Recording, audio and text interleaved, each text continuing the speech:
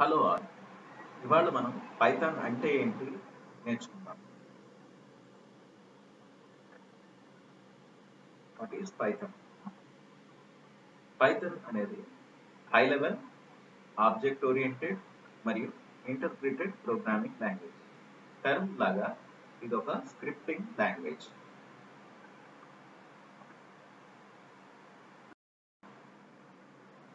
Language classification programming languages ని లో level మరియు హై లెవెల్ లాంగ్వేజెస్ గా చూడొచ్చు.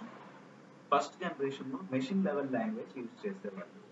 మెషిన్ లెవెల్ లాంగ్వేజ్ అన్నప్పుడు బైనరీ కోడ్ వాడేవాళ్ళు, జీరోస్ అండ్ వన్స్. దీంతో రాసేటటువంటి ఇన్స్ట్రక్షన్స్ మెషిన్ లెవెల్ లాంగ్వేజ్ అనేవాళ్ళు. ఇన్పుట్ ఇవ్వడానికి పంచ్డ్ కార్డ్, పేపర్ టేప్స్ లాంటి డివైజెస్ యూజ్ చేసేవాళ్ళు. సెకండ్ జనరేషన్ లో అసెంబ్లీ లెవెల్ లాంగ్వేజ్ వాడారు. ఇందులో న్యూమనిక్స్ లైక్ యాడ్, సబ్, మల్ ఇట్లాంటివి వాడేవాళ్ళు. థర్డ్ జనరేషన్ నుంచి హై లెవెల్ లాంగ్వేజెస్ అందుబాటులోకి వచ్చాయి. సి, సి++, జావా, పైథాన్ ఇట్లాంటివన్నీ కూడా high level languages.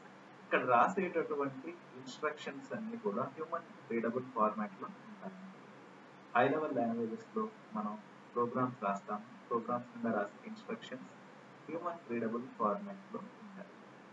That's what is high level language. C, సి++, జావా, పైథాన్ అన్ని కూడా హై లెవెల్ లాంగ్వేజ్. అలాగే ఈ హై లెవెల్ కోడ్ ని మెషిన్ కోడ్ కింద కన్వర్ట్ చేయడానికి మనకి ట్రాన్స్లేటర్స్ కావాలి. సెకండ్ జనరేషన్ లో అసెంబ్లీ లాంగ్వేజ్ ని కన్వర్ట్ చేయడానికి అసెంబ్లర్ అనేది యూజ్ చేసేవాడు. ఇది ఏం చేస్తుంది, అసెంబ్లీ లాంగ్వేజ్ కోడ్ ని మెషిన్ కోడ్ కింద అంటే binary code zeros and ones కింద కన్వర్ట్ చేస్తుంది. ఆ సాఫ్ట్వేర్ పేరు అసెంబ్లర్. ఇది language translators. So language translators ఏం చేస్తాయి అంటే హై లెవెల్ కోడ్ ని మెషిన్ కోడ్ కింద కన్వర్ట్ చేస్తాయి. ఇంటర్ప్రిటర్ కూడా లాంగ్వేజ్ ట్రాన్స్లేటర్. ఇది సోర్స్ కోడ్ మెషిన్ కోడ్ కింద కన్వర్ట్ చేస్తుంది. సోర్స్ కోడ్ అంటే మనం రాసేటటువంటి ప్రోగ్రామ్, అందులోని ఇన్స్ట్రక్షన్స్ ని సోర్స్ కోడ్ అని చెప్పి చెప్తున్నాం. Source code is the program itself what we are writing. So error reporting ఎలా ఉంటుంది? ఇంటర్ప్రిటర్ అనేది ఒక్కొక్క ఎర్రర్ చూపించిన తర్వాతే నెక్స్ట్ లైన్ మూవ్ అవుతుంది. సే ఫర్ ఎగ్జాంపుల్ మనం పైథాన్ ప్రోగ్రామ్ రాసాము, ఎట్ లైన్ 2 ఎర్రర్ ఉంది, ఎట్ లైన్ 8 దగ్గర ఎర్రర్ ఉంది అనుకున్నాం. పైథాన్ ఇంటర్ప్రిటర్ వాడుకుంటాం. సో మనం ఈ సెకండ్ లైన్ లో ఉన్న ఎర్రర్ ఫిక్స్ చేసేస్తాం.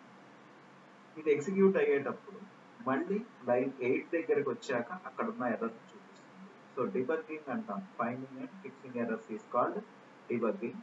ఆ డిబగ్గింగ్ దగ్గర, ఎర్రర్స్ రిపోర్టింగ్ దగ్గర ఇంటర్ప్రిటెడ్ లాంగ్వేజెస్ ఎలా పనిచేస్తాయి అంటే they will report errors line by line. But whereas ఈ కంపైలర్ కూడా ఒక translator software.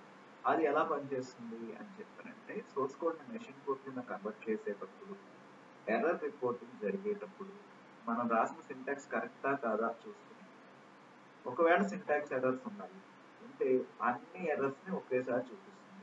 Say for example మనం సి కోడ్ రాసామనుకున్నాం. సి కోడ్ రాసినప్పుడు ఈ ప్రోగ్రామ్ లో ఒక 3 ఎర్రర్స్ ఉన్నాయి అనుకున్నాం. At line 2, at line 8 and at line 20. ఈ 3 ఎర్రర్స్ ని టర్బో కంపైలర్ లాంటి చోట చూస్తే మనకి అన్ని ఎర్రర్స్ ఒకేసారి డిస్ప్లే అవుతాయి. So that's how compiler works. So debugging టైంలో ఎర్రర్స్ రిపోర్టింగ్ చేసేటప్పుడు కంపైలర్ నేచర్ ఏంటి అంటే అన్ని ఎర్రర్స్ ని ఒకేసారి చూపిస్తుంది. వేరాస్ ఇంటర్ప్రిటర్ ఎర్రర్స్ ని లైన్ బై లైన్ చూపిస్తుంది. ఈ డిఫరెన్స్ మనం అబ్జర్వ్ చేయాలి. ఒక ప్రోగ్రామింగ్ లాంగ్వేజ్ అనేది కంపైల్డా లేదు ఇంటర్ప్రిటెడా అనేటటువంటి డెవలపర్ సిస్టమ్. పైథాన్ అనేది ఇంటర్ప్రిటెడ్ లాంగ్వేజ్. వేరాస్ సి, సి++ ఇవన్నీ కూడా ఏంటి అంటే కంపైల్డ్ లాంగ్వేజెస్. జావా అనే ప్రోగ్రామింగ్ లాంగ్వేజ్ ఫస్ట్ మనం కంపైల్ చేస్తాము. Java is both compiled and interpreted. Java program execute చేయాలి అంటే ఫస్ట్ కంపైల్ చేయాలి. That is the very first step. Compile చేయడానికి మనం జావాc అనే కమాండ్ వాడతాం. Use command జావాc.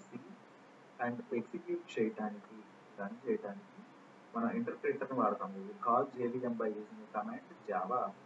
ఇది ఇంటర్ప్రిటర్ ని ఇన్వోక్ చేస్తుంది.